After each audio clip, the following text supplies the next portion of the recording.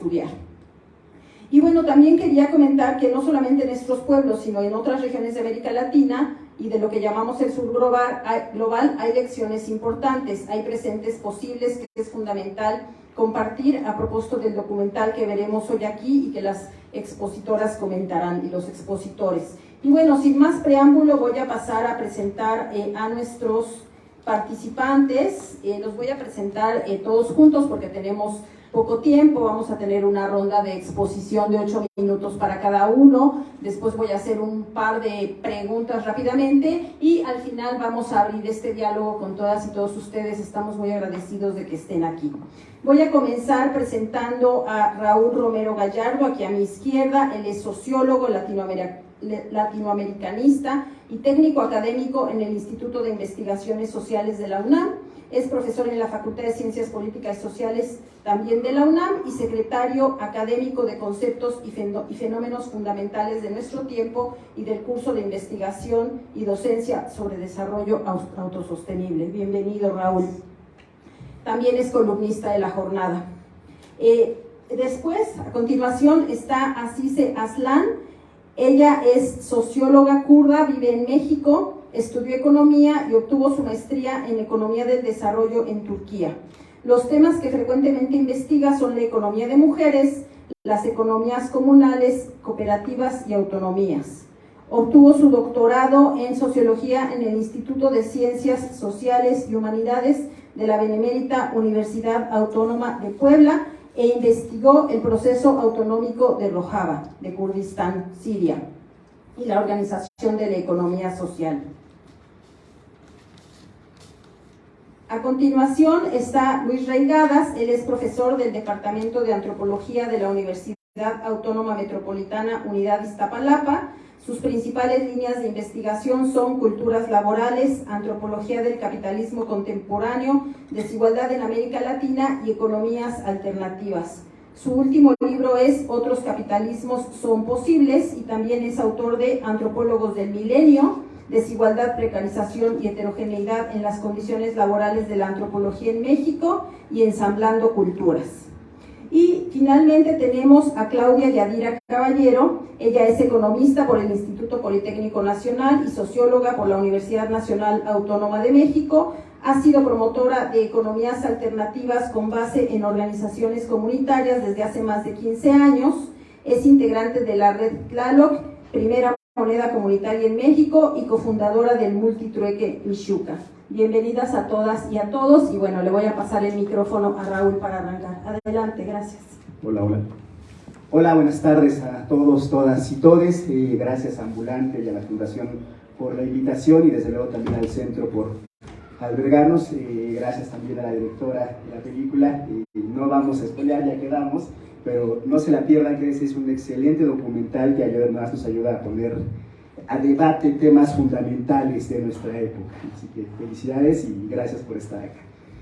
El pasado 9 de agosto se cumplieron 19 años de la fundación de los Caracoles Zapatistas y las Juntas de Buen Gobierno.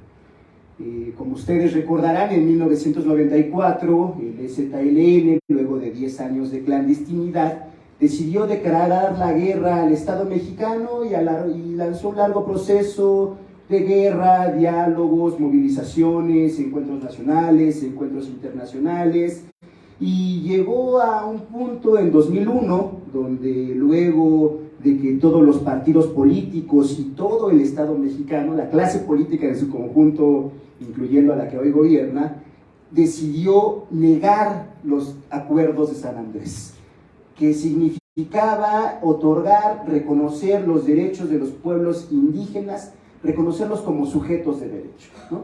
Reconocerlos con su capacidad de autodeterminación territorial y autogobierno comunitario. Sucedió en 2001. 2003, las comunidades zapatistas, luego de estos procesos de diálogo, de movilización, de negociación, decidieron que era momento de pasar, ellos y ellas dicen, del momento de la petición y de la exigencia al momento de la construcción, ¿no? Se había acabado el momento de la negociación y había llegado el momento de construir la autonomía de facto, de comenzar a construir y a ejercer los propios derechos que el Estado mexicano no les quería reconocer. Y así construyeron, junto con otro proceso que venía en paralelo, también desde 1994, que se fundaron los municipios autónomos rebeldes zapatistas, se dio un proceso de articulación donde los municipios autónomos rebeldes zapatistas se conjuntaron y crearon las juntas de buen gobierno, que es una especie de articulación de los municipios autónomos rebeldes. En las juntas de buen gobierno participan miembros distintos de los distintos municipios. En aquel entonces se fundaron 5 juntas de buen gobierno y 5 caracoles, que son las sedes que albergan a las juntas, pero que también son, dicen ellos, ventanas para mirarnos al mundo, pero también puertas para mirarnos hacia adentro, ¿no? Son espacios de comunicación con las comunidades nacionales y con la comunidad internacional.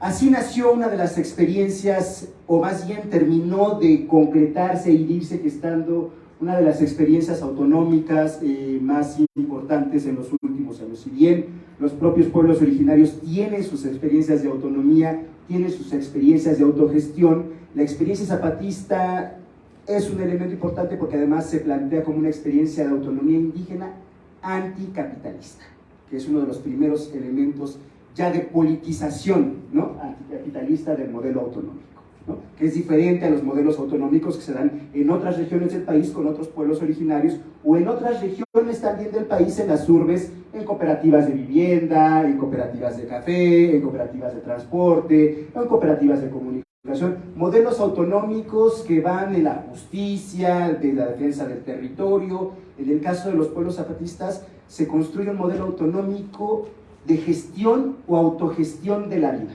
Y con esto quiero un poco empezar a vincular con el tema que nos trae acá. Me parece justo, en algún momento se plantea en el documental, que la crisis que estamos viviendo, si bien encontró en 2008 uno de sus máximos momentos como la crisis económica, en realidad, y lo dice el protagonista, lo que estamos viviendo es una crisis multidimensional, ¿no?, que es económica, que es ambiental, que es ideológica, que es política, que es la crisis del patriarcado, que es la crisis del Estado-nación, que es la crisis de la democracia liberal, que es la crisis de la ciencia disciplinar, ¿no? Todo un conjunto de ideas, de valores, de instituciones que entran en crisis y que en 2008 de pronto volteamos a ver porque fue una crisis económica que pegó todo el mundo, pero que era una crisis que ya se venía alertando desde por lo menos 3 décadas atrás y que se venía insistiendo en la necesidad de cambiar, de salir del modelo económico de explotación y dominación, no solo la rama económica es una de las ramas, una de las dimensiones de esa crisis, la más grave porque es la que nos permite la reproducción material de la vida, pero también de la crisis de la reproducción simbólica y cultural de la vida. 2008 es un punto importante y es un punto en el que desde luego está situada la película y en el que también está todo un contexto de movilizaciones altermundistas, ¿no?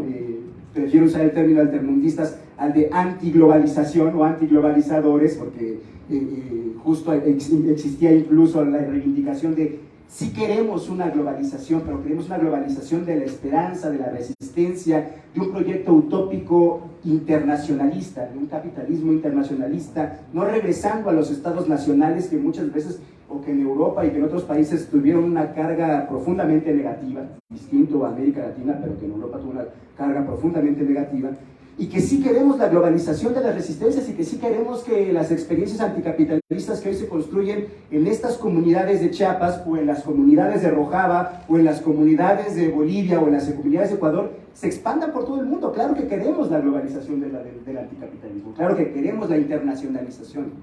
Entonces, diría, en estas luchas altermundistas, que son el contexto en el que está situado el documental, son ya una de las primeras expresiones de manera generalizada, global, masiva, de esta crisis civilizatoria, ¿no?, en la que estamos inmersos, que encuentra distintas dimensiones y que desde luego la dimensión económica es una de las más importantes. En el caso zapatista, nuevamente, nos decía en 2018 el subcomandante Moisés, que es el vocero del Ejército Zapatista de Liberación Nacional, que para construir su autonomía Ellos, ellas y elloas tuvieron como pilar la recuperación de la tierra. Recuperar la tierra es lo que les ha permitido autogestionar la vida, ¿no? Una vez que recuperan la tierra, comienzan y recuperan la tierra quitándosela a finqueros, quitándosela a cafetaleros, quitándosela a hacendados. Quienes son mayores recordarán que en las Chiapas de los años 90 se vivía un verdadero sistema colonial, feudal, capitalista, con el derecho de pernada, con familias gobernando, ¿no?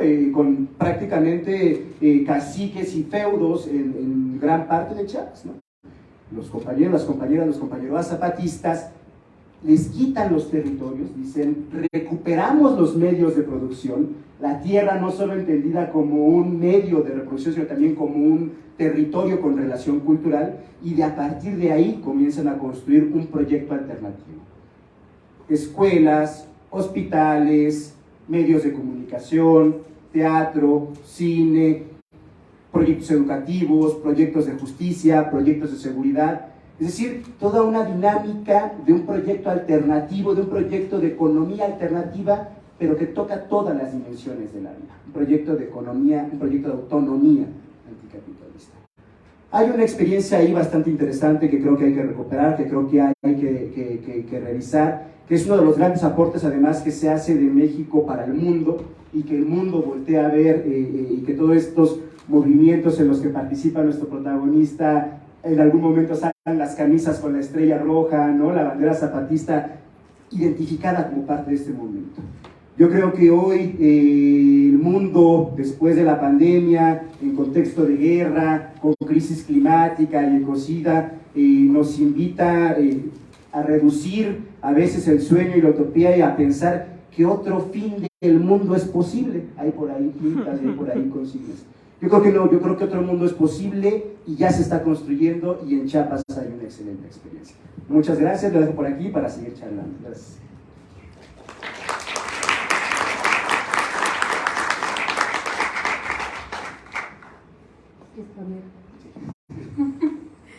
Ya, bueno, yo también me uno a todas felicitaciones y todos también agradecimientos a Ambulante, a la Fundación, y bueno, Cecilia para presentar, y también pues Ana, muchas gracias. Es un gusto recibirte acá en México. Fue una sorpresa como de cuando avisaron que vas a venir.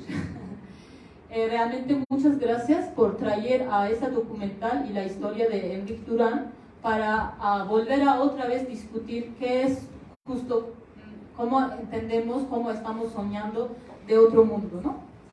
Y el documental realmente está abordando todo ese proceso de crisis europeo, occidental, el mundo como occidental, y desde ahí como pues Enric nos trae una propuesta, ¿no? Pues yo tuve suerte de conocer a Enric y tuve suerte de trabajar con él, pues discutir con él y todo como hablar con él, cómo él está pensando de otro mundo que estamos hablando, ¿no? En ese sentido, por ejemplo, hemos tenido unas discusiones muy fuertes con Enric, que yo le había hecho una pregunta, entonces me gustaría saltar también acá. Entonces yo le había preguntado, pues, ¿qué significa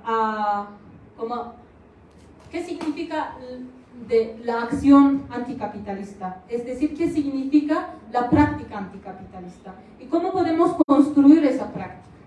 ¿Y qué significa y por qué necesitamos a construir a esas prácticas anticapitalistas? Enric ahí me había dicho, ¿no? Hay que robar del capitalismo. Yo no estoy de acuerdo. Entonces, ¿por qué no estoy de acuerdo? Justo, ¿no? A robar del capitalismo, a mí me parece justo como a pensar que todo lo que tiene el capitalismo es suyo, realmente es de nosotros, ¿no? Y de nosotras. Entonces, por eso, como el término de recuperación, que ahora saltó en su plática Raúl, es muy importante, ¿no? Todo que vamos a hacer realmente vamos a recuperar, porque es de nosotros, es de la sociedad. Entonces, por ejemplo, hay muchas discusiones, ¿no? Alrededor de eso, y hay muchos conceptos que podemos decir, ¿no? Una economía alternativa, una economía comunal, una economía social, en Latinoamérica hay muchísimos conceptos para abordar ese tema.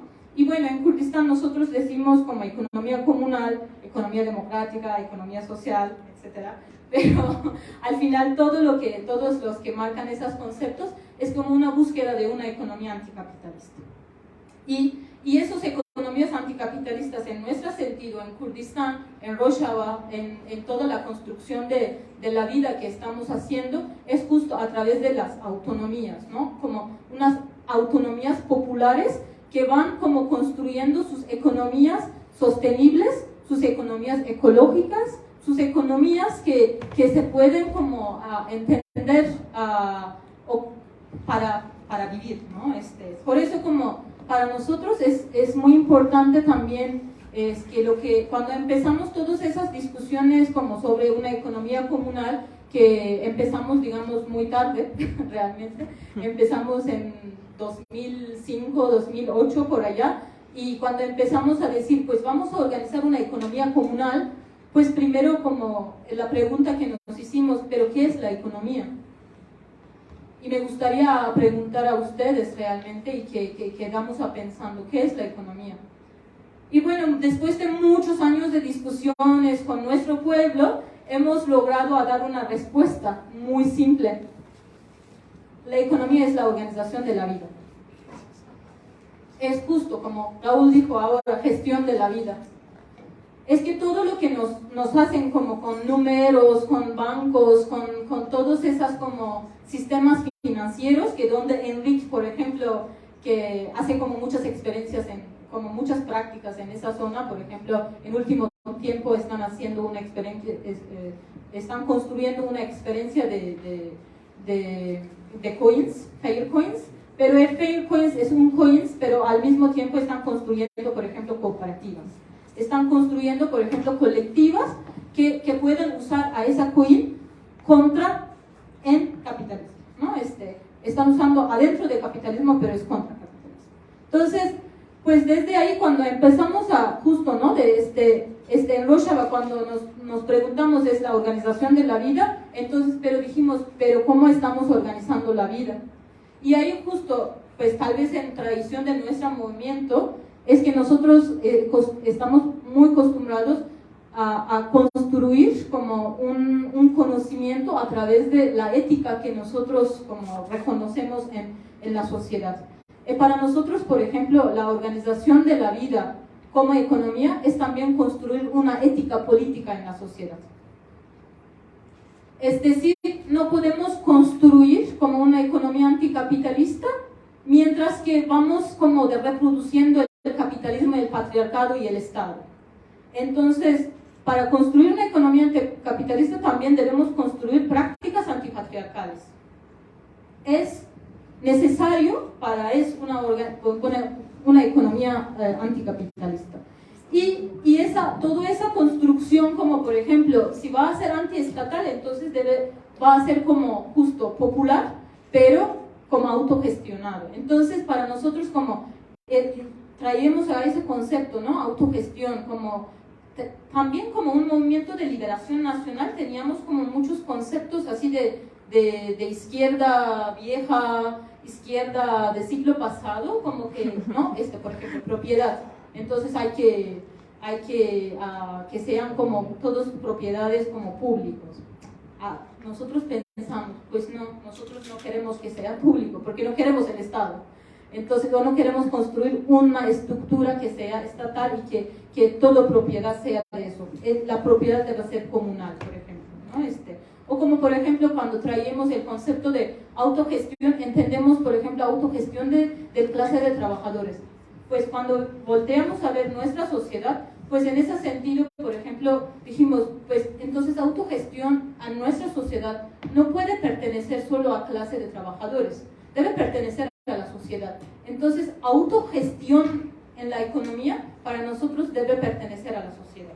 ¿Y cómo? Por eso como es importante entender la construcción de economía alternativa en Rojava, conjunto de otras estructuras de la autonomía, como las comunas, como las asambleas, como las academias. Entonces, es conjunto de unas como estructuras no fijas, estructuras no institucionales, como relaciones otras relaciones que estamos construyendo a través de nuestras prácticas, y que la economía comunal es parte de esas prácticas, no es como suelto, no es solo en ese sentido. Digamos, por ejemplo, cuando construimos cooperativas, pues cooperativas es para la sociedad que puede gestionar a su economía, en ese sentido. Y bueno, ahí como para nosotros es muy importante el sentido de la economía, sobre todo como una sociedad que se puede a discutir sobre sus necesidades, que la sociedad puede decidir sobre sus necesidades, es decir, ser consciente de sus necesidades. Y esas necesidades, porque justo en el sistema capitalista nadie no sabe qué es su necesidad. Pero no estoy hablando de las necesidades como individuales, estoy hablando de las necesidades colectivas. Porque todos, cuando convertimos una comunidad, entendemos que no tenemos necesidades individuales, tenemos puramente necesidades colectivas. No sé, en mi vida, por ejemplo, mi necesidad individual, pienso, es mi compu, porque trabajo, ¿no? Pero es pocas cosas que digo como que se quedarán individual, y todos otros como vamos a ir compartiendo, ¿no? Y una vez que una sociedad se puede juntar en una forma asamblea, y donde puede discutir sobre esas necesidades y entender que como nuestras necesidades son colectivas, y que ahí como justo lo en Rojava lo que estamos haciendo, discutir necesidades, pero luego también discutir cómo vamos a producir nuestras necesidades. Porque justo, ¿no? Capitalismo viene de allá, ¿no? De que capitalismo es un sistema que decide cómo será la producción. Y también así como también a manejar cómo va a ser la reproducción. Porque reproducción como no está considerado como la parte de la vida, pero es necesario para la producción. Entonces ahí como justo lo que estamos haciendo, discutir cómo vamos a producir esas necesidades, y ahí como producir esas necesidades a través de trabajos colectivos que vamos formando a través de cooperativas. Es nuestra economía que lo que nosotros llamamos a través de unos principios, que es unos principios que una economía, como nuestra economía, es una economía que estamos buscando sea democrática, como sobre distribución y sobre decisiones, y que debe ser como una economía ecológica, que debe relacionar con la naturaleza también de una manera democrática, que es como saber cómo a construir esa relación, y debe ser como una economía que donde está ahí, que construye una libertad para las mujeres y también por todos los géneros, ¿no? Entonces, en ese sentido, pues nosotros decimos es como protagonista o sujeto de esa economía serían las mujeres y de Ecuador. Gracias.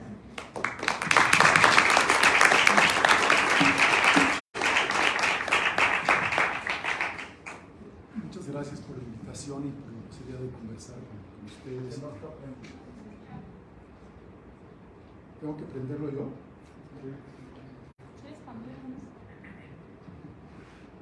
Gracias.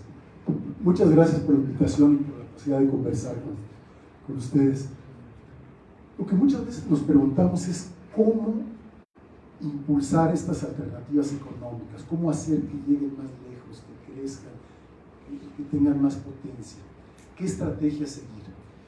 Y en el documental que veremos al rato, el protagonista es Enrique Durán. Él escribió un libro que se llama Abolir los bancos. Esa es una posible estrategia: abolir, robarles, destruir, prohibirles, suprimirlos, reducirlos. Una estrategia bastante radical, pero que puede tener una gran potencia. Pero al mismo tiempo él ha apoyado algunas iniciativas de monedas alternativas, de criptomonedas, de formas alternativas de comercio, de producción. Es decir, no tanto destruir aquello que funciona mal o de manera muy desigual, o etcétera, sino construir, darle la vuelta y construir algo diferente. Claudia nos va a hablar de monedas alternativas, que un poco es lo que han hecho, aunque a veces también se plantean destruir el dinero acumulable. Han construido otras monedas o sistemas de trueque, que es otra forma de comerciar. Y en el caso de Rojava, también han tratado de destruir algunas cosas, el latifundio, los monopolios, pero también han construido cooperativas y economías comunales, esas dos estrategias. Y quizá habría una tercera que no es tan llamativa, pero que puede ser aún más importante, que es no destruir algunas cosas, no construir algo totalmente nuevo, sino tratar de transformar lo que hay. O sea, no solo esas economías anticapitalistas, sino transformar lo que existe, porque de los que estamos aquí, ¿quiénes se ganan el pan para vivir en una economía alternativa? Si pudieran levantar la mano, por favor. Son 2,5. El resto, los otros 60, 70, o nos paga el Estado, o nos paga una universidad, o tenemos un negocio, o nos paga una empresa. Es decir, estamos en el mundo no alternativo. Entonces, ¿cómo pensar también en transformar ese otro mundo? Entonces, son 3 estrategias. Cuando algo no nos gusta, tenemos una economía que no nos gusta, no es que no nos guste, sino que sabemos que produce desigualdades, que está destruyendo el planeta, que genera individualismo, consumismo, competencia, violencia. ¿Qué podemos hacer? Entonces, a grandes rasgos creo que hay esas 3 posibilidades. Una, destruir, abolir, suprimir. Y en algunos casos creo que es válido, hay cosas que sí deben ser abolidas. Por ejemplo, la esclavitud fue abolida y como todavía existe, ahí no es cuestión de vamos a cambiarla un poquito, no, hay que prohibirla. Los monopolios, como dicen en Rosa, hay que eliminarlos. Los paraísos fiscales, no es cuestión de, bueno, sí podrá haber paraísos fiscales, pero poquitos, o donde pues no. Esos impiden que se le cobren impuesto a la riqueza, los paraísos fiscales, y también se vaya el dinero negro. Hay que abolirlos, hay que destruirlos. Pero hay otras cosas que no está tan claro si hay que destruirlos. Hay que destruir los bancos. Aquí hay un debate. Yo no estoy tan seguro. Quizá pueda ser mucho mejor el regularlos en términos de cuáles son las tasas de interés, de suprimir los intereses compuestos, por ejemplo, los intereses sobre intereses, sí, pero no sé si a lo mejor lo que hay que hacer es construir una banca ética. O habrá que decir, no, una banca ética no, porque hay algunos que tienen capital y otros no, y eso va a generar desigualdad. Solo una banca de pares, prestarse entre pares. Pero si suprimimos los bancos, personas que necesiten un crédito, suprimimos el crédito como proponía Greber, este antropólogo que es famoso cuando el movimiento Occupy, que decía hay que condonar las deudas. Suena muy bien, ya nadie le paga a los bancos, pero si alguien necesita un préstamo, ¿qué va a hacer? Va a tener que caer en manos de un agiotista. Entonces, habría que ver, hay que suprimir el dinero. Habrá quien diga que sí, que hay que suprimirlo, o habrá quien diga que habrá que regularlo. Hay que suprimir la propiedad, toda la propiedad. A lo mejor sí hay que suprimir el latifundio, pero también la pequeña propiedad de los campesinos, o no. Hay que suprimir el capital, es decir, el capital de una persona que tiene 3 empleados, o solo el de las grandes empresas. Entonces, sí, abolir y suprimir es una vía, pero no sé si sea suficiente. La segunda estrategia, que es muy interesante, que es la de los zapatistas, y también la vieja estrategia de las cooperativas, no es tanto destruir esos enemigos poderosos, sino hacer algo distinto, darle la vuelta. Y esto lo habían hecho las cooperativas del siglo XIX, pero Marx dijo, no, eso no funciona, porque eso va a seguir en el capitalismo, y lo que hay que hacer es tomar el poder y desaparecer la propiedad privada, y entonces ya crearemos una economía comunal. Pero eso en las cooperativas es socialismo utópico y no nos lleva a nada. Pero no, pese a esa maldición, las cooperativas han subsistido. Y después de que cae el muro de Berlín, esta segunda estrategia de no necesariamente acabar y tomar el poder y acabar con la propiedad, sino empezar a construir un mundo distinto desde entonces, se vuelve interesante, sobre todo por lo que había pasado en los países socialistas, y ahí es un gran aporte del zapatismo, decir, a ver, no necesitamos ya ir a tomar al poder la Ciudad de México, construyamos el otro mundo que queremos desde aquí, en los caracoles, en nuestras cooperativas, en nuestra otra economía, y que se ha hecho en otras partes. Entonces, esta segunda estrategia, que no necesariamente lleva al enfrentamiento, sino construye algo distinto desde abajo, creo que también es muy fructífera. Y la tercera, que sé que es la menos popular, Ana no va a hacer un documental sobre, no sé, un equipo que proponga una regulación para eliminar los paraísos fiscales y una ley. No es heroico, no es tan divertido como la vida de Rick Durán, no es tan interesante, pero si ese movimiento lograra eliminar los paraísos fiscales o poner límites muy fuertes a los bancos, o una reforma fiscal progresiva que realmente le redujera o aumentara los impuestos a los más ricos, ¿sí? No es tan heroico ni tan exótico, pero puede cambiar mucho las vidas de las personas. Es como cuando en los años 30 en México y en otros países no se eliminó el trabajo asalariado, pero se implantó la jornada de 8 horas, se implantó el salario mínimo, se reconocieron los sindicatos, siguió funcionando el capital, pero la vida de los trabajadores sí mejoró. Entonces tenemos estas 3 estrategias. Yo soy de los que opino que las 3 son válidas, que no necesitamos escoger entre abolir y destruir, construir algo nuevo desde abajo y regular y transformar lo que es la economía dominante. Insisto en este tercer punto porque si nuestras economías alternativas solo van a abarcar a 2,5 de los 70 que estamos aquí, o al 5% de la población, y vamos a dejar intacto el resto de la economía, el deterioro ambiental va a seguir, la desigualdad va a seguir y los problemas económicos. Entonces, más bien tengamos un abanico de estrategias y veamos cuándo sí conviene transformar y regular, cuándo no, cuándo hay que ser más radical y destruir y abolir, y cuándo hay que construir. Y creo que todo es parte de una misma esfuerzo humano por salir de las limitaciones de la economía contemporánea, que ha sido la economía del 1%, de la depredación, del abuso, de la violencia. Gracias.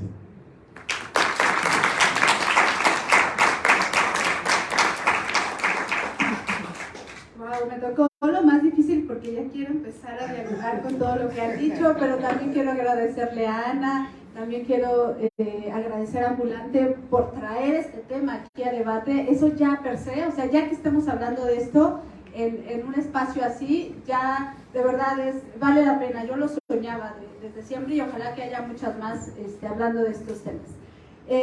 Pero bueno, igual que así, tuve yo vínculos con Enrique Durán, hemos trabajado juntos temas de monedas comunitarias, he leído muchos de sus artículos y bueno, sí, hay diferencias, pero me parece que el acto que él hizo de desobediencia financiera es importante como un manifiesto social. Él en algún lugar escribió: he robado 492,000 euros a quienes más nos roban para denunciarlos y construir alternativas de sociedad. Esta frase a mí me suena mucho a algo que muchos años antes dijo Bertolt Brecht. Bertolt Brecht decía que robar un banco puede ser un delito, pero es más delito fundarlo. Ahí un poco no sé si eso contesta la pregunta de Regadas de si habría que abolir o no a los bancos, o si habría que abolir o no al dinero. Por ahí también me acordé de otra cita de Tolstoy, de León Tolstoy, que decía que el dinero es otra forma de esclavitud. Nada más que, a diferencia de la antigua, esta nueva forma de esclavitud es impersonal, porque ya no hay un contacto humano entre el amo y el esclavo. Y sí, el dinero nos hace esclavos, por lo menos el dinero que hoy el 98% de la gente que hoy está aquí utiliza, que es el dinero deuda, que es un dinero basado en la deuda, que es un dinero que genera interés, que es un dinero que está especulando constantemente con los valores reales, y lo peor, ante el colapso colapso climático que estamos viviendo es que está financiarizando la vida. Es decir, está convirtiendo los bienes que son necesarios para nuestra vida, como el agua, en activos financieros. Y lo que está haciendo es decirnos, ya no vale el agua por quitarte la sed, vale por lo que valga en una bolsa de valores. Y ese dinero está despojando a la gente de sus territorios a través de megaproyectos, financiando mineras, financiando complejos turísticos, etcétera, etcétera. Entonces, la gravedad del problema que hoy vivimos con el dinero, efectivamente no se va a resolver con un acto como el que hizo Enrique Durán, denunciando a los bancos, robándole a los bancos, no se va a resolver. Desafortunadamente tampoco se va a resolver creando pequeñas alternativas y probablemente ni siquiera haciendo este tipo de reformas como las que existen muchísimas en el mundo. Hay todo una corriente que está proponiendo el impuesto Tobin, que justo es el impuesto a la especulación. Hay un grupo que surgió en Inglaterra, Positive Money, que está hablando de que el dinero ya no esté en manos de los bancos, sino que esté en manos de un organismo social. Hay muchísimos movimientos en el mundo que están pensando en poner una renta máxima, que no haya un ingreso mayor de determinado tope, que haya un ingreso básico ciudadano. En fin, hay muchas alternativas del estilo de lo que Luis ahorita nos comenta, que tiene que ver justo con reformar ese sistema financiero. Pero efectivamente la estrategia tiene que conllevar un poco de las tres cosas, y yo, que llevo ya unos 15 años más o menos impulsando economías solidarias y practicando en mi vida diaria, utilizo moneda comunitaria. En mi vida diaria yo hago muchos intercambios, casi un 70% de lo que yo obtengo para vivir justamente lo hago a través de la moneda de la que yo participo, y lo hago a través de las comunidades y de las redes que estamos construyendo. Yo realmente creo que estamos en un momento de mucha humildad, que ante todo el problema que estamos viviendo necesitamos como humanidad volver a ser humildes y volver a ver, a lo mejor sí, que estas son pequeñas experiencias que son como rizomas, son como el pasto, son como el césped, que están creciendo subterráneamente en la tierra, que probablemente no se vean en los ámbitos públicos, que no salgan en Televisa, y que de verdad es impresionante y excelente que hoy esté aquí en Ambulante, pero que en general no se ven. Son esos rizomas que van abajo de la tierra, pero existen. Existen no solo de manera formal, como las redes de las que yo participo, como lo que nos comentó Raúl, como los que nos comentó Asís, sino que existen también en nuestra vida cotidiana, en nuestra vida doméstica, en muchos lazos comunitarios que vamos forjando todos los días. Existe la economía del don en nuestra vida cotidiana y existe una economía del intercambio en nuestra vida cotidiana. Pero hay que visibilizarla, hay que hacerla crecer, y en algún momento, como el rizoma, brota, sale de la tierra, y ahí es cuando la podemos ver. Pero sí hay un tejido fuerte abajo, eso lo creo porque soy parte de él. Y creo que lo que hoy tenemos que contagiar es que sí podemos vivir fuera del capitalismo, que sí hay una parte de nosotros, un piecito que podemos sacar del sistema capitalista y lo podemos poner en otra parte, lo podemos poner en la construcción que nosotros queramos hacer de nuestra vida. Cada vez que yo doy como charlas o talleres, pienso un poco en la economía, como la que nos decía Asís, no la economía que nos venden, la economía capitalista, la economía del dinero, no, sino la economía de la organización de la vida, que es realmente la economía. Esa economía la pienso en tres. Por un lado, esa economía de la gratuidad, la economía que nos permite hacernos favores unos a otros, la economía que recibimos de nuestras mamás cuando nos dieron leche y cuando nos cuidaron y eso no nos cobra, la economía de los árboles que dan frutos en abundancia. Cualquiera que ha tenido un árbol de un chayote, un árbol de manzana, sabe la cantidad de frutos que da un árbol y no está pensando cuánta energía, cuánta sol, cuánta agua recibo y por ende cuántos frutos voy a dar. Es una economía que escapa al cálculo, que escapa a lo cuantitativo, y esa economía existe en la naturaleza y existe en las relaciones humanas. Hay otra economía de la equidad, que es una economía del intercambio, que es la que muchas comunidades indígenas practican con el tequio, con la mano vuelta, con el trueque, y que muchas otras comunidades urbanas y rurales practicamos también con moneda comunitaria. Nosotros nos damos crédito, ahorita que decía Luis, podríamos vivir sin crédito. Nosotros nos damos crédito, pero es un crédito comunitario, libre de intereses, sin deuda, basado en la confianza y a través de una moneda que genera cooperación y no competencia. De una moneda que en lugar de basarse en el individualismo, fomenta justamente relaciones colectivas. Es un crédito que está basado en la reciprocidad, esa es una palabra fundamental para nosotros. Generamos relaciones y comunidades de interdependencia entre nosotros para generar autosuficiencia colectiva y depender menos de las empresas transnacionales. Uno de los aspectos fundamentales de nuestra experiencia justo es esa, es recuperar nuestras capacidades productivas en función de lo que decía Cis, de reflexionar en conjunto qué necesitamos. Nosotros como sociedad, nosotros como barrio, nosotros como red, nosotros como grupo de amigos, de compañeros, ¿qué necesitamos? Necesitamos comer como, necesitamos sanarnos como, necesitamos transportarnos como, necesitamos vivir como, necesitamos relaciones afectivas, ¿cuáles? Etcétera, etcétera. No solo bienes materiales, son muy importantes todo lo sutil, todo aquello que es ignorado justo por la economía capitalista. Las relaciones de afecto, la trascendencia, la cultura, la educación, y eso también son necesidades que vamos cubriendo en colectividad y que justamente en la medida en la que cada uno de nosotros pueda ofrecer algo que valga la pena para los demás, vamos generando esa interdependencia y usando la moneda comunitaria. Ya se acaba mi tiempo, nada más quiero cerrar diciendo que mucha gente que le platico que yo uso moneda comunitaria se queda un poco como sorprendida, como ¿cómo usar una moneda comunitaria? Y la verdad es que a mí no entiendo cómo pueden vivir su vida sin eso. Y bueno, parte de lo que nosotros hemos hecho en 12 años, lo acabamos de publicar el año pasado en este pequeño libro. Aquí explicamos mucho sobre cómo funciona el sistema financiero de una manera súper sencilla y explicamos un poco mejor, que ahorita no me dio tiempo, de cómo funciona nuestra moneda comunitaria.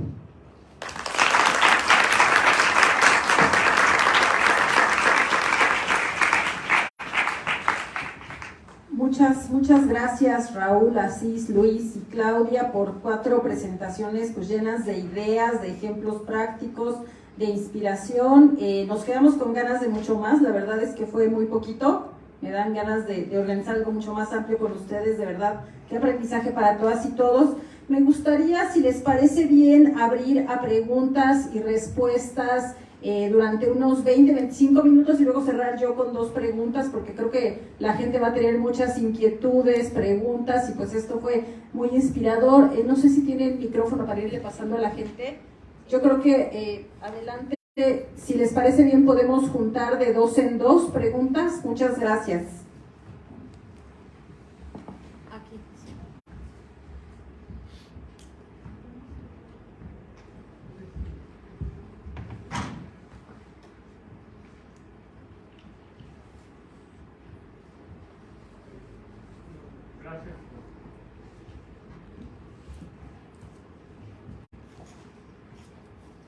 Gracias por traerme el micrófono. Para un público que me considero general está complicado todo lo que se puso, ¿no? Ahorita escuché de activos, de colectivismo, zonas geográficas, incluso fuera de Centroamérica, ¿no? Yo estaba viendo un activo basado un poco más en los pioneros sociólogos, ¿no?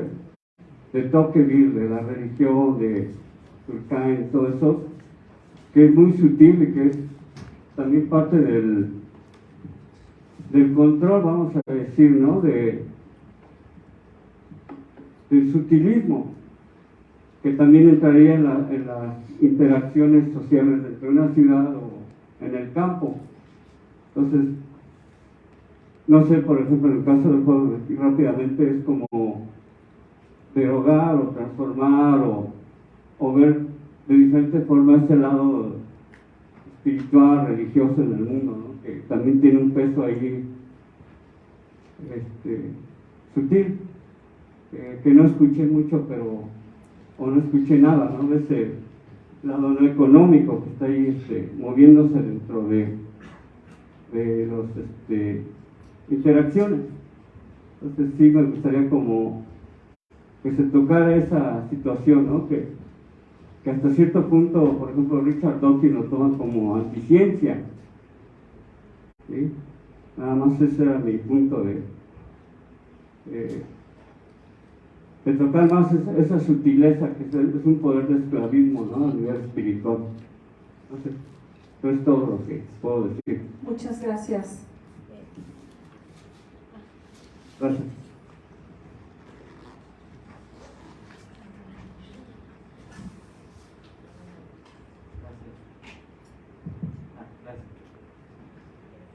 Gracias. Para ser muy concreto, yo no he visto el docu, pero no sé si se toque ahí, pero me gustaría saber su opinión sobre la economía emergente en la web 3.0 y las criptomonedas que justo están planteando como esta forma de descentralizar, ¿no? Y de como salir o quitarle poder al Estado y al sistema bancario, ¿no? Pero que pues también implica pues unos conocimientos y como que no están abiertos a todo el mundo, ¿no? Y un sistema también de tecnologías que no sé si en algún punto sean una alternativa para pensar en esto a una escala pues global, ¿no? Y no solamente como en lo local, sino vaya, eso, como qué piensan al respecto. Gracias. ¿Quiere alguien tomar la palabra para responder estas preguntas y luego continuamos con otras dos? Adelante, Claudia. Gracias. Bueno, empiezo con la última de las criptomonedas, porque es una pregunta que también siempre nos hacen. Una primera cosa a comentar es que estamos acostumbrados a solo usar un tipo de moneda. O sea, usamos el peso, se cambia a dólares, en fin. Pero hay muchos analistas de economías alternativas que dicen que podemos generar ecosistemas monetarios. Podemos usar diferentes monedas, incluso eso hace más resilientes a las sociedades. Entonces podemos usar una moneda local, muy al estilo de la nuestra, que genera confianza, que genera comunidad, que hace economía local, que genera producción y autonomía o autogestión dentro de las comunidades, pero podemos generar otro tipo de monedas más interregionales o incluso globales. Las criptomonedas han hecho un gran paso en el tema de que pues se han opuesto y de alguna manera le quitan el control a los bancos de la emisión de dinero, que eso ya es muy importante. El problema de la mayor parte de las criptomonedas es que funcionan con la misma lógica capitalista, es decir, son criptomonedas que son especulativas. Y ese es el gran problema hoy de nuestro sistema financiero. Entonces, si las criptomonedas siguen siendo especulativas, la verdad no creo que cambien mucho las cosas. Hay experiencias como Fakecoin y muchas otras que son criptomonedas que están basadas en la transformación de ese capitalismo y que efectivamente trabajan de la mano con movimientos sociales y con cooperativismo y con estas otras reflexiones de las que estábamos hablando, ¿no? De repensar nuestras formas de vida de manera profunda para decrecer, para ir hacia un buen vivir, en fin. Pero yo creo que no está en manos de la tecnología, es decir, no se trata realmente el debate si la tecnología va a salvar el mundo. Eso no va a pasar. Lo que tenemos que hacer en realidad es cómo nos estamos repensando como humanidad y tener siempre presente que la tecnología solamente va a ser una herramienta y que a veces es de dos filos. Gracias, Claudia. ¿Alguien más quiere tomar la palabra? Sobre el debate, sí. Adelante, Claudia.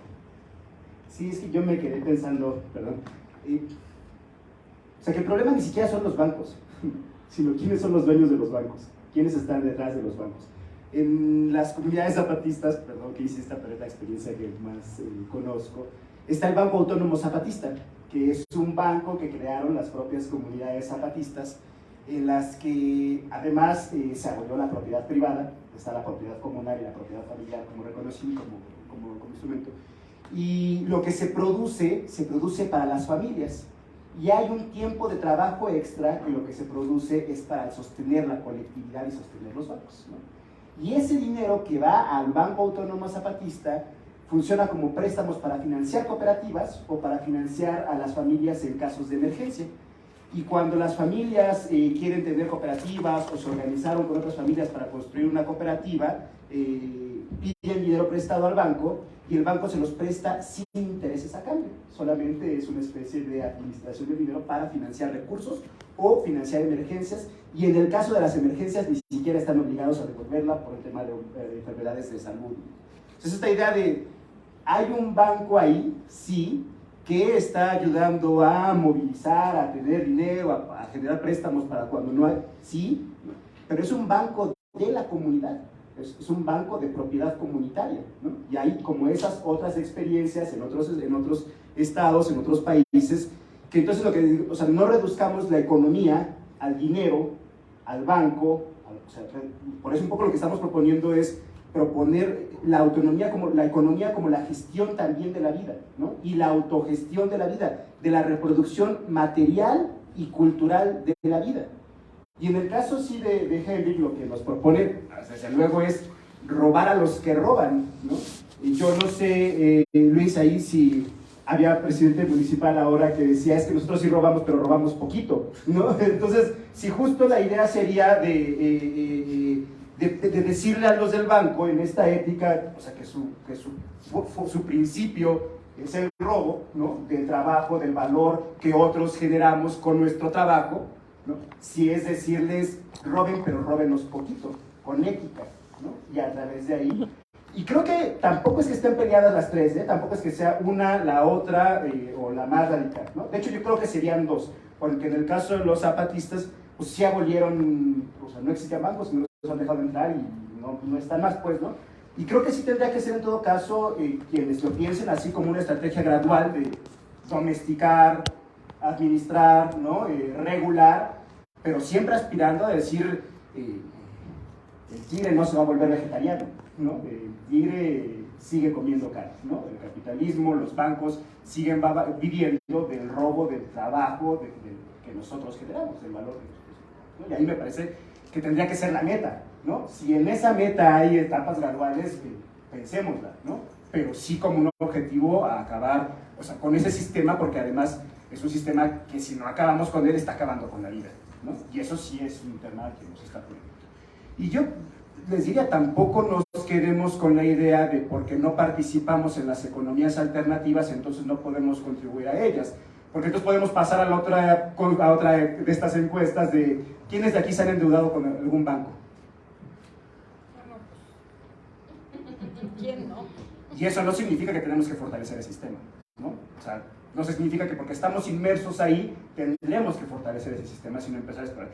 Y hay muchas alternativas, créanme, ¿eh? En la Ciudad de México ahora les puedo invitar, por ejemplo, a la cooperativa de consumo La Imposible, que son unos compañeros, compañeras, compañeroas que están trayendo alimentos que producen las comunidades campesinas de las orillas de la Ciudad de México y ayudan a comercializar. Están todos los fines de semana en la colonia Doctores y uno hace su pedido y te traen huevo, queso, café, crema, con comercio directamente con las comunidades, ¿no? Cooperativas de pan, cooperativas incluso ahora de repartidoras, ¿no? Que el tema del tiempo de trabajo por la pandemia también se organizaron para tener sus propias cooperativas. En fin, creo que está surgiendo, creo que están ahí, creo que lo que entonces tendríamos que hacer es empezar a ubicarlas para fortalecerlas, ¿no? O sea, cómo quienes seguimos viviendo del Estado, quienes seguimos viviendo del capital, quienes podemos también aportar y ayudar a favorecer, a fortalecer esas otras experiencias de economía solidaria, cooperativa, comunitaria, pero sobre todo de autogestión de la vida. O sea, cómo empezamos a hacernos también cargo nosotros de la gestión, de nuestro consumo, de nuestra relación, que no solo, insisto otra vez, del trabajo de los cuidados que hacemos en nuestras casas, ¿no? De los trabajos que están ahí y que también tendrían que ver con esos, ¿no? Entonces, creo yo efectivamente que no tendría que plantearse como posiciones de una u otra, sino más bien cuál es el horizonte, porque qué es lo que se está acabando con la vida. Y en eso, ¿qué hacemos para llegar a ese horizonte? Y cómo fortalecemos a las experiencias que ya existen, que ya están aquí y que están apuntando a esa idea de acabar con ese sistema que no solo es de explotación, sino también es de dominación y que pone en jaque a la vida misma. Muchas gracias, Raúl. ¿Alguien más quiere comentar o pasamos a otra ronda de preguntas si les parecen bien? ¿Alguien más quiere comentar? Adelante, Ana, y luego tu compañero. Gracias. ¿Sí? ¿Lo oyen? Vale. Bueno, quería intervenir básicamente por agradecer este conversatorio que me parece excelente, a todos los ponentes, Raúl, Asís, Luis y Claudia, y sobre todo porque creo que una de las cosas importantes que estamos hablando aquí hoy es entender cómo de alguna manera todos los que estamos aquí estamos interesados en todo esto, obviamente si no estaríamos aquí, pero sí que estamos de alguna manera formateados con el capitalismo, ¿no? Hay una frase de Margaret Thatcher que siempre me ha parecido muy interesante, ¿no? Que la economía es el método, el objetivo son las almas, ¿no? Es decir, cómo se ha logrado que las lógicas capitalistas de alguna manera sean las lógicas con las que pensamos y nos relacionamos, ¿no? Y por eso siempre me parece muy interesante, y haciendo esta película, que espero que se quieran a verla, porque ahora en un ratito, porque nos hace reflexionar sobre todas estas cuestiones, ¿no? Cómo de alguna manera yo haciendo la película todo el rato me miraba en un espejo, ¿no? Y pensaba en mi responsabilidad, que ya no culpa, ¿no? Porque no es culpa nuestra, ¿no? En el sistema en el que vivimos, pero esta responsabilidad y cómo todas estas alternativas, que ojalá dejen de ser alternativas y sean mainstream porque lo necesitamos, ¿no? Implican que nosotros nos impliquemos más a todos los niveles, ¿no? Con la vida, con las relaciones, ¿no? Y si todo esto, y os lanzo la pregunta, realmente pasa por crear más estos espacios, por hacer más películas que hablen de esto, para realmente reformatearnos y pensar que no estamos hechos para competir, sino para cooperar, y que tenemos que relacionarnos de otra manera para abrir más estos espacios, ¿no? O sea, cómo hacer para desformatearnos, y si ahora creen que es un buen momento, después de la pandemia, que creo que de alguna manera pues hemos reflexionado sobre todo esto, ¿no? Sobre el individuo, sobre el individualismo, sobre el consumo ahora, ¿no? Cómo está todo el tema de la emergencia climática, si el decrecimiento es compatible con el capitalismo, realmente tiene que pasar por una conciencia personal que no sé si es tan masiva. Bueno, es una gran pregunta, pero sí, puede dar pie a charlar. Gracias, Ana. Perdón, no quería. Yo soy Jorge Caballero, soy el productor de la película. Agradecerles muchísimo, de verdad, porque no saben, para nosotros como productores y realizadores, lo importante es que las películas crezcan en estos debates, que es cuando realmente tienen sentido, ¿no? Cuando uno, después de estar 5 años haciendo una película, dice, pues igual tenía sentido, ¿no? Hacerlo y hablar de todo esto, ¿no? Entonces me uno, digamos, al agradecimiento a ustedes, a Ambulante, por hacer posible esto, a la invitación para que se queden a ver la película. Y quería simplemente, digamos, en clave, esto es una película catalana, española, pero con un componente latinoamericano importante, porque yo soy colombiano y viene mucho de eso también. Adicional, digamos, a la película de Ana, quería, si pudieran, ahondar un poquito más en el rol que tiene América Latina en este contexto, si es que lo tiene, cómo se sitúa América Latina dentro de este nuevo contexto, y de alguna manera si tiene un papel a jugar, y qué papel, digamos, dentro de estas nuevos posibles futuros, posibles presentes. Gracias.